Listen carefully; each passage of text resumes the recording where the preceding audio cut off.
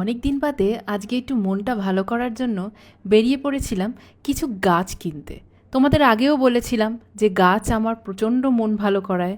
যে কোনো ফুল, যে কোনো গাছ, যে কোনো কিছু। ওহো, তোমাদের তো ওয়েলকাম করতেই ভুলে গেছি।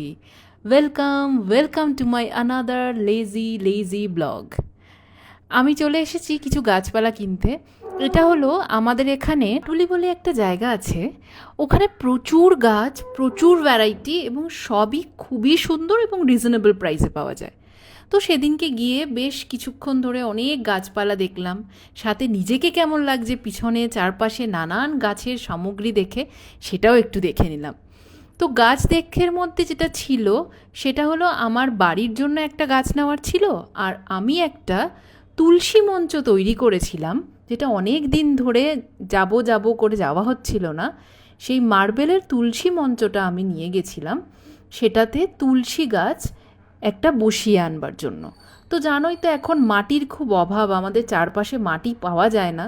তো মাটিও পয়সা দিয়ে কিনতে হয়। কি অভাগা হয়ে পড়েছি আমরা, কি আর বলবো তোমাদেরকে।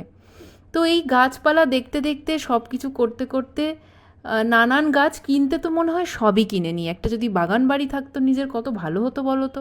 সারাটা দিন কাটিয়ে দিতাম ওখানে বসে বসে এক কাপ কফি হাতে নিয়ে। এই হলো আমার তুলসী মঞ্চটা, দাদা নিয়ে যাচ্ছে গাড়ি থেকে নামিয়ে।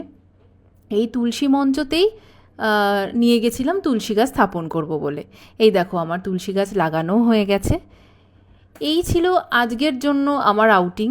সারাদিন কাজ আর অসুস্থতা আর সমাজের যা অবস্থা, এই নিয়ে আর ঘুরে বেড়ানোর মন করে না গো। তোমরা সকলে ভালো থেকো, সকলকে ভালো রেখো। আবার দেখা হচ্ছে খুব শিগগির। টাটা।